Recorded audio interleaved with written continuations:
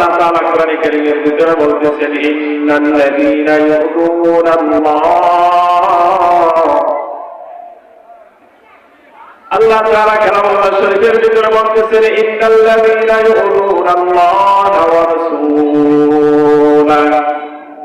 আল্লাহ তাআলা বলেন দুনিয়ার মধ্যে আল্লাহর রাসূল এবং আল্লাহকে যারা কষ্ট দেয়, আল্লাহ তাআলাকে এবং আল্লাহর রাসূলকে যারা কষ্ট দেয়, এদের ব্যাপারে আল্লাহ তাআলা বলতেছেন লা'নাহুল্লাহ। আল্লাহ তাআলার পক্ষ থেকে তাদের উপরে আল্লাহ তাআলার লা'নাত মানে অভিশাপ। কারণ যারা আল্লাহকে কষ্ট দেয় এবং আল্লাহর রাসূলকে কষ্ট দেয়, আল্লাহ তাআলা জানায়া দিতেছেন এই দুনিয়ার কাফের মুশরিক ইহুদি খ্রিস্টান বেঈমান নাসারা তোমরা যারা আছো, তোমরা যারা আমার রাসূলকে কষ্ট দাও, আমার রাসূলকে এমনকি আমাকে কষ্ট দাও, তোমাদের জন্য আমার লাআনাত। লাআনাহুল্লাহু ফিদ দুনিয়া ওয়াল আখিরাহ। আল্লাহ তাআলা তাদেরকে জানায়া দিতেছেন শুধুমাত্র তোমাদেরকে আমি আল্লাহ দুনিয়ার বুকেই কষ্ট দিলাম না, দুনিয়ার বুকেই অভিশাপ দিলাম না, বরঞ্চ আখিরাত পর্যন্ত তোমাদের জন্য অভিশাপ।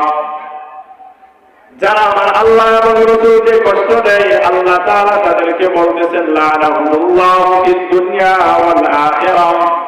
আল্লাহ তাআলা বলতেছেন তোমরা যারা আমাকে এবং কি আমার রাসূলকে কষ্ট দাও, দুনিয়া এবং আখিরাতে তোমাদের জন্য অভিশাপ। এই সকল অভিশাপ আল্লাহ তাআলা কেন করলেন?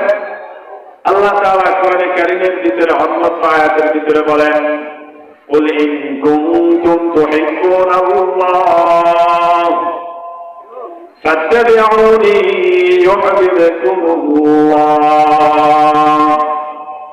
আল্লাহ তাআলা বলেন দুনিয়ার মধ্যে যারা আমি আল্লাহকে ভালোবাসতে চাও, আমি আল্লাহর প্রতি যারা তোমরা মহব্বত করতে চাও, আমাকে যারা দুনিয়ার মধ্যে আমি আল্লাহকে যারা মহব্বত করতে চাও, তারা দুনিয়ার মধ্যে আমার রাসূলকে ভালোবাসো, মহব্বত করো। তোমরা যদি আমি আমার রাসূলের উপরে মহব্বত করো, রাসূলকে যদি তোমরা ভালোবাসো, তাহলে দুনিয়ার মধ্যে যদি রাসূলকে ভালোবাসো, তাহলে আমি আল্লাহকেই ভালোবাসা হয়। এখন রাসূলকে যারা কষ্ট দেয়, এই আয়াতের ভিতরে এটাই বোঝা যায় যে যারা দুনিয়ার মধ্যে আমার রাসূলকে কষ্ট দিবে, তার মানে আমার রাসূলকে কষ্ট দেওয়া এমনকি আল্লাহকে কষ্ট দেওয়ার সমান। আল্লাহ তাআলা বললেন দুনিয়ার মধ্যে যদি তোমরা যদি আমি আল্লাহ তাআলাকে ভালোবাসতে চাও, তাহলে আমার রাসূলকে তোমরা ভালোবাসো। রাসূলকে যদি ভালোবাসো তাহলে আমি আল্লাহকেই ভালোবাসা হয়। এখন আল্লাহ তাআলা আমাকে আপনাকে বললেন রাসূলকে ভালোবাসতে। এখন যারা তৎকালীন সময়ে কাফের মুশরিক যারা ছিলেন, আবু জেহেল, আবু লাহাব, উতবা, শাইবা, ওয়ালিদ ইবনে মুগীরারা, তারা কিন্তু আমার রাসূলকে কষ্ট দিতেন। এখন রাসূলকে কষ্ট দেওয়ার মানে হচ্ছে কি আল্লাহ তাআলাকে কষ্ট দেওয়া। আর যারা আল্লাহ রাসূলকে মহব্বত করছে, রাসূলকে ভালোবাসছে, তারা একমাত্র আল্লাহকেই ভালোবাসছে, আল্লাহকেই মহব্বত করছে। তো আল্লাহ তাআলা এইভাবেই আমাদেরকে দুনিয়ার বুকে জানায় দিতেছেন যে দুনিয়াতে আমি আপনি যতদিন আছি ততদিন শুধুমাত্র একমাত্র আল্লাহ তাআলার ভালোবাসা এবং কি আল্লাহ রাসূলের ভালোবাসা আমাদের অন্তরের ভিতরে থাকতে হবে। যদি আমার রাসূলের উপরে আমার মহব্বত থাকে, ভালোবাসা থাকে, তাহলে আল্লাহ রাসূলের উপরে ভালোবাসা মহব্বত থাকার কারণে আল্লাহ তাআলাকে ভালোবাসা হয়ে যাবে। এই জন্য আমি আপনি যতদিন দুনিয়াতে আছি ততদিন ভালোবাসবো কাকে? আল্লাহ রাসূলকে। আল্লাহ রাসূলকে যদি বেশি মহব্বত করে ভালোবাসি তাহলে আল্লাহকে ভালোবাসা হয়। কিন্তু এইভাবেই আমি আপনি যতদিন দুনিয়াতে আছি আল্লাহ এবং রাসূলকে ভালোবাসাই আমাদের জীবনকে আমরা পরিচালনা করব। যেমন দেখেন সাহাবায়ে কেরাম আল্লাহ রাসূলকে কিরকম ভালোবাসেন, আল্লাহ রাসূলের উপরে তাদের কি পরিমাণে মহব্বত ছিল, ভালোবাসা ছিল, যে হযরত আবু বকর রাদিয়াল্লাহু তাআলা আনহু হিজরতের সময় হযরত আবু বকর রাদিয়াল্লাহু তাআলা আনহুকে নিয়ে নবীজি ঘর থেকে বের হয়ে গেলেন। আর এই সময়ের ভিতরে নবীজি যখন যাইতেছেন, যাওয়ার পরবর্তীতে যখন রাত্রি শেষ হয়ে এখন দিনের আলো ফুটে উঠছে, তখন আল্লাহ রসুল আবু বকরকে বললেন, হে আবু বকর, চলেন, যেহেতু দিনের বেলা হয়ে গেছে, এখন আর হাঁটা যাবে না, এখন কমপক্ষে যে কোনো একটা জায়গায় আপনাকে আত্মগোপন করতে হবে, না হলে কাফের মুশরিকরা তারা আমাদের পিছু নিয়ে আমাদেরকে মেরে ফেলবে। এই জন্য চলেন আমরা কোথাও একটা গুহার ভিতরে আত্মগোপন করি। তো আল্লাহ রসুল এবং হযরত আবু বকর উভয় গেলেন। যাওয়ার পরবর্তীতে গারে সূরের সামনে দাঁড়াইলেন। গারে সূরের সামনে যখন দাঁড়ানোর পরবর্তীতে আল্লাহ রসুল এবং আবু বকর যখন দণ্ডায়মান হয়েছে, এখন আল্লাহ রসুল সে নিজের গর্তের ভিতরে আগে ঢুকতে চান। আর হযরত আবু বকর তিনি আল্লাহ রসুলকে বলতেছেন যে, না, আপনি কেন আগে ঢুকবেন? আপনাকে তো আগে ঢুকতে দেওয়া হবে না, ঢুকতে দেওয়া যাবে না। তখন আবু বকর রাদিয়াল্লাহু তাআলা আনহু আল্লাহ রসুলকে নিষেধ করলেন, বললেন যে, আমি বরঞ্চ আগে গর্তের ভিতরে ঢুকবো, তার পরবর্তীতে আপনাকে ঢুকাবো, আগে আমি ভিতরে যাই। তো যখন আল্লাহ রসুল সাল্লাল্লাহু আলাইহি ওয়াসাল্লামকে আবু বকর বললেন, বলার পরবর্তীতে হযরত আবু বকর কে আল্লাহ রসুল জিজ্ঞেস করলেন, হে আবু বকর, আপনি আগে ঢুকবেন, আমাকে পরে ঢুকাবেন, আগে আপনি ঢোকার কারণ কি, আর আমাকে পরে প্রবেশ করানোর কারণটা কি বলবেন? হযরত আবু বকর রাদিয়াল্লাহু তাআলা আনহু তার অন্তরের ভিতরে আল্লাহ রসুলের কেমন ভালোবাসা, আল্লাহ রসুলের প্রতি তার কিরকম মহাব্বত।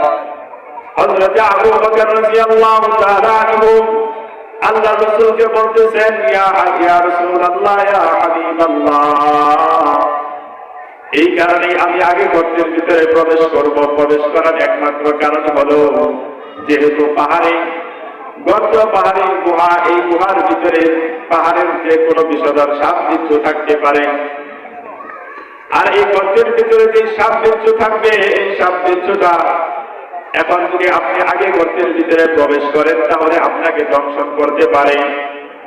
আর আপনাকে যদি দংশন করা হয়, তাহলে আপনি তো মারা যাবেন। এই কারণেই আমি আবু বকর আগে প্রবেশ করব।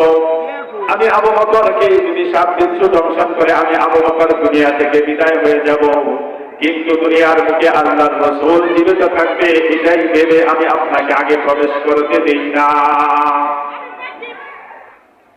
এই কথা বলার পরবর্তীতে হযরত আবু বকর রাদিয়াল্লাহু তাআলা আনহু গুহার ভিতরে ঢুকলেন। গুহার ভিতরে ঢোকার পরবর্তীতে দেখলেন যে সেখানে গুহার চতুর্পাশেই বিভিন্ন রকমের অনেকগুলো ছিদ্র দেখা যায়। অনেকগুলো ছিদ্র যখন দেখলেন, দেখার পরবর্তীতে হযরত আবু বকরের গায়ে যে চাদর ছিল, এই চাদর দিয়া প্রত্যেকটা ছিদ্র হযরত আবু বকর রাদিয়াল্লাহু তাআলা আনহু আস্তে আস্তে করে বন্ধ করলেন। সবগুলো যখন বন্ধ করা হয়ে গেল, কিন্তু একটা গর্তের মুখ এরকম ফাঁকা থেকে গেল, আর এরকম ভাবে সেটা গর্তের ওই মুখগুলো বন্ধ করার জন্য আবু বকরের কাছে আর কোনো জিনিস নাই, কোনো কাপড় নাই। এই কারণে হযরত আবু বকর আল্লাহ রাসূলকে বললেন, ইয়া রাসূলুল্লাহ, ইয়া হাবিবাল্লাহ, আপনি গর্তের ভিতরে প্রবেশ করেন। আল্লাহ রাসূল যখন গর্তের ভিতরে প্রবেশ করলেন, হযরত আবু বকর রাদিয়াল্লাহু তাআলা আনহু তার দুই পা দিয়া দুইটা গর্তের মুখ এরকম ভাবে বন্ধ করে দিলেন। দুইটা গর্তের মুখ যখন বন্ধ করে দেওয়া হলো, আল্লাহর রাসূল হযরত আবু বকর রাদিয়াল্লাহু তাআলা আনহুর পুরোর উপরে মাথা রেখে শয়ন করতেছেন, শুয়ে আছেন। যেহেতু দীর্ঘক্ষণ সবাই পায়ে হেঁটে সফর করেছেন, দীর্ঘক্ষণ সমান যখন পায়ে হেঁটে তারা ওই পর্যন্ত পৌঁছাইছেন, তাদের শরীরটাও এখন ক্লান্ত। আল্লাহর রাসূলের শরীর ক্লান্ত হওয়ার কারণে আবু বকর রাদিয়াল্লাহু তাআলা আনহুর উপরে মাথা রাখার সাথে সাথে হযরতে পয়গম্বরের ঘুম এসে গেল। পয়গম্বর সাল্লাল্লাহু আলাইহি ওয়াসাল্লাম তিনি ঘুমের ভিতরে নিমজ্জিত হয়ে গেলেন। তিনি যখন ঘুমিয়ে গেলেন, এই দিক দিয়ে বিষধর পাহাড়ি এক সাপ হযরতে আবু বকর যেই দুই গর্তের ভিতরে দুই পা দিয়ে রাখছেন, ওই দুই গর্তের পায়ের ভিতরে ওই সাপটা এসে তার পায়ের ভিতরে দংশন করেছেন, কামড় দিয়েছেন। আর পাহাড়ি বিষধর সাপের কামড়ে হযরত আবু বকর রাদিয়াল্লাহু তাআলা আনহুর শরীর বিষের ক্রিয়া শুরু হয়ে গেছে। বিষের ক্রিয়া শুরু হয়ে যাওয়ার কারণে হযরত আবু বকর রাদিয়াল্লাহু তাআলা আনহু তিনি আল্লাহর রাসূলকে তার পরবর্তীতেও জাগায় না, ঘুম থেকে জাগ্রত করে না, কিছু বলে না। কিন্তু বিষের যন্ত্রণা সহ্য করতে না পেরে হযরত আবু বকর রাদিয়াল্লাহু তাআলা আনহু তিনি এরকম ভাবে তার চোখ দিয়া এক ফোঁটা পানি আসছে, আর এক ফোঁটা পানি আল্লাহর রাসূলের চেহারা মুবারকের উপরে পড়ে গেছে। আল্লাহর রাসূলের চেহারার উপরে যখন এক ফোঁটা চোখের পানি পড়ে গেছে, আল্লাহর রাসূলের ঘুম ভেঙে গেছে। আল্লাহর রাসূল ঘুম থেকে জাগ্রত হয়ে হযরত আবু বকরকে জিজ্ঞেস করেন, হে আবু বকর, কি হলো, আপনি কেন কান্না করতেছেন? বাড়ির কথা মনে পড়ে গেল নাকি? বিবি সন্তান বিবি বাল বাচ্চার কথা আপনার মনে পড়ে গেছে নাকি?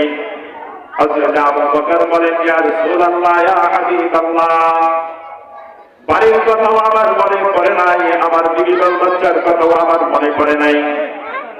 আল্লাহর রাসূল বলেন, তাহলে কান্না করতেছেন কেন? সমস্যা কি? কি কারণে আপনি কান্না করেন? হযরত আবু বকর রাদিয়াল্লাহু তাআলা আনহু বলতেছেন, ইয়া রাসূলুল্লাহ, এই গর্তের ভিতরে প্রবেশ করলাম তখন, আর প্রবেশ করার পরবর্তীতে গর্তের ভিতরেও আরো কিছুগুলো সামান্য সামান্য ছিদ্র পেয়েছি। এই ছিদ্রগুলো আমি আমার চাদর দিয়ে যখন বন্ধ করেছি, একটা দুইটা ছিদ্র বন্ধ করার বাকি আছে, আর ওই ছিদ্রের ভিতরে যেটা বাকি আছে ওইখানে আমি আমার পা দিয়ে বন্ধ করে রাখছিলাম।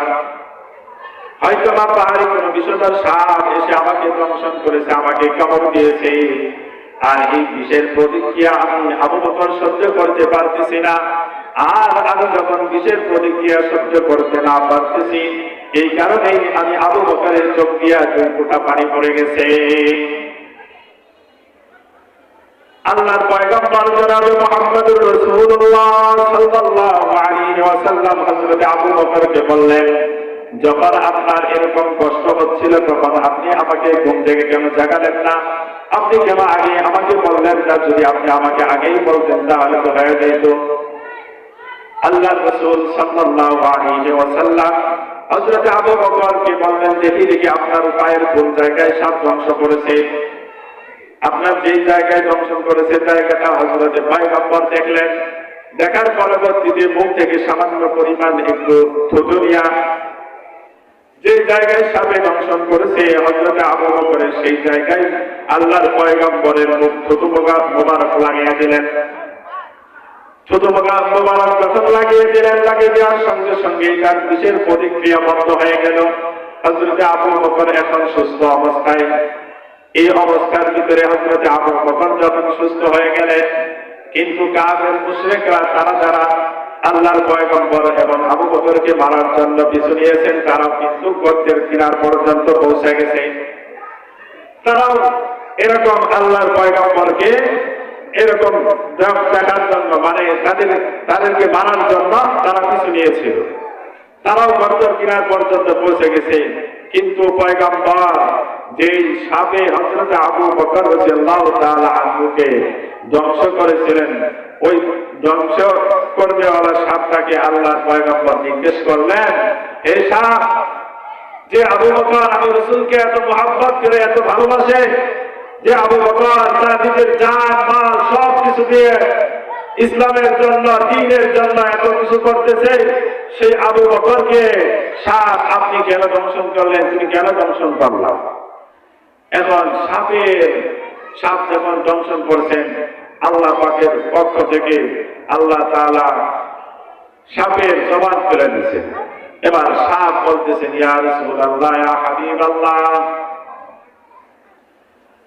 আমি তো এই গর্তের ভিতরে দীর্ঘদিন যাবৎ এই গর্তের ভিতরে অবস্থান করতেছি, কারণ আমি এক জায়গায় শুনেছিলাম, আমি কোন এক জায়গায় শুনতে পেয়েছিলাম যে এই আল্লাহর পয়গম্বর জনাবে মুহাম্মদুর রাসূলুল্লাহ সাল্লাল্লাহু আলাইহি ওয়াসাল্লাম মক্কা থেকে মদিনায় হিজরত করবেন। মক্কা থেকে মদিনায় যখন হিজরত করে যাবেন, যাওয়ার পথে এই গায়ে সৌরের ভিতরে তিনি অবস্থান করবেন। আর আমি সাপ শুধুমাত্র সেই দিন যেদিন আমি এই কথা শুনতে পেলাম যে গায়ে সৌরের ভিতরে আপনি আসবেন, আপনি আসার পরবর্তীতে এই গায়ের সুরে কিছুক্ষণ সময় আপনি অতিবাহিত করবেন, আর আমি সাপ আপনাকে এক নজর দেখার জন্য, আপনাকে আপনার এই সুন্দর চেহারা মোবারক দেখার জন্য আমি দীর্ঘদিন যাবৎ আমি না খেয়ে এই গর্তের ভিতরে অবস্থান করতেছি। কিন্তু আজকে যখন আপনি এই জায়গায় আসছেন, আসার পরবর্তীতে আমি এই গুহার ভিতরে, তার পূর্বেও আমি কিন্তু বিভিন্ন ভাবে গর্ত করে এরকম ছিদ্র করে রেখেছিলাম। এই ছিদ্রগুলো দিয়া হয়তো বা একটা যদি আমি না দেখতে পাই আপনাকে ভালোভাবে, তাহলে অন্য ছিদ্র দিয়ে আমি আপনাকে দেখবো, আর ওই ছিদ্র দিয়েও যদি না দেখতে পারি তাহলে আরেকটা ছিদ্র দিয়ে আপনাকে দেখবো। আমার উদ্দেশ্য হলো, যেদিন আমি শুনতে পেলাম আপনি এই গাড়ি শরীর ভিতরে অবস্থান করবেন, আমি আপনাকে এক নজর দেখার জন্যই আমি দীর্ঘদিন যাবৎ এই গাড়ির গর্তের ভিতরে আমি অবস্থান করতেছি। শুধুমাত্র আপনার এই চেহারা মোবারক দেখে আমি সাপ আমার মনের তৃপ্তি মেটাবো। আপনার চেহারা মোবারক এত সুন্দর চেহারা, এই সুন্দর চেহারা দেখার জন্যই আমি সাপ দীর্ঘদিন যাবৎ এই গর্তের ভিতরে অবস্থান করতেছি। যেহেতু আবু বকর সবগুলো গর্তের ছিদ্রগুলো বন্ধ করে দিয়েছেন, আমি যখন আপনাকে দেখার জন্য ছটফট করতেছিলাম, কোনোভাবে আপনাকে দেখার কোন সুযোগ আমি পাইতেছিলাম না। আবু বকর শেষ পর্যন্ত দেখলাম আবু বকরের পা দিয়া একটা গর্তের ছিদ্রের ভিতরে সে তার পা দিয়া রাখছে। ভাবলাম হয়তো তার পায়ের ভিতরে যদি দংশন করি তাহলে সে পাটা সরিয়ে নিব, আমি আপনার চেহারা মোবারকটা দেখবো। এই জন্য আমি আবু বকরের পায়ের ভিতরে দংশন করলাম। ও আল্লাহর রাসূল, যেহেতু আমি সাপ দীর্ঘদিন যাবৎ আপনার চেহারা দেখার জন্য এত কষ্ট করলাম, এত কষ্ট মনে আদা করলাম, আজকে যদি আমি আপনাকে নাই দেখতে পারি তাহলে আমি তো আর কোনোদিন আপনার চেহারা দেখতে পাবো না। এই কারণে আমি আবু বকরের পায়ের ভিতরে দংশন করলাম, সে পা সরিয়ে নিল, আর আমি আপনার চেহারাটা আমি প্রাণ করে দেখে নিলাম। তো এই কারণেই আমি আবু বকরের পায়ের উপরে দংশন করছি, যাতে করে সে গর্তের ছিদ্র থেকে পাটা সরায় নেয়, আর আমিও আপনার চেহারাটা সুন্দরভাবে দেখতে পারি। এই কারণে তার পায়ে দংশন করছি। এখন আল্লাহর রাসূল দেখেন, আল্লাহর রাসূলের প্রতি সাপের কি ভালোবাসা। সাহাবায়ে কেরাম তো আল্লাহর রাসূলকে জান প্রাণ দিয়ে ভালোবাসে, কিন্তু বিভিন্ন সময় আমরা ইতিহাসের ভিতরে পড়ি গর্তের সাপ আল্লাহ রাসূলকে ভালোবাসে, মহব্বত করে। নবীজিকে মহব্বত করার কারণে তাকে এক নজর দেখার জন্য সাপ এত কষ্ট করছে যে সে দীর্ঘদিন যাবৎ না খায়া ওই গর্তের ভিতরে গাড়ির সুরের ভিতরে অবস্থান করতেছে। তাহলে তার রাসূলের প্রতি কিরকম ভালোবাসা ছিল যে তাকে এক নজর দেখার জন্য সে এত কষ্ট করছে। তো এই গর্তের ভিতর থেকে এখন যখন তারা গর্তের ভিতরে আসে, ওই ব্যক্তিরা কাফের মুশরিকরা গর্তের গাড়ির সুরের একদম কিনারে এসে পৌঁছাইছে। কিনারে যখন পৌঁছাইছে, তখন আসার পরবর্তীতে একজন বলতেছেন যে এই গর্তের ভিতরে হয়তো বা নাই। কারণ কি কারণ হলো, তারা গর্তের সামনে যাইছে, যাওয়ার পরবর্তীতে দেখতে পায় যে গর্তের মুখের উপরে মাকড়সায় জাল বানাইছে, মাকড়সায় জাল বানাইছে, এবং কি তার উপরে কবুতর বাসা বাঁধছে, বাসা বাঁধার পরে আবার ওখানে ডিমও দিচ্ছে। এখন তাদের মনের ভিতরে ধারণা হইল, যদি এই গর্তের ভিতরে আল্লাহর রাসূল এবং আবু বকর ঢুকে থাকে, তাহলে ঢোকার সময় অবশ্যই তাদের শরীরে যখন তারা প্রবেশ করছে, প্রবেশ করার সঙ্গে সঙ্গে তো এগুলো সব কিছু ভাঙে দেওয়ার কথা, ডিমও থাকার কথা না, কবুতর থাকার কথা না, মাকড়সার জালও থাকার কথা না। তো তারা এটা ভাঙা, একজন কয় আছে, আরেকজন কয় নাই, কেউ কয় আছে, কেউ কয় নাই, এরকম মানে বলাবলি করতেছেন, একজন আরেকজনকে বলতেছেন।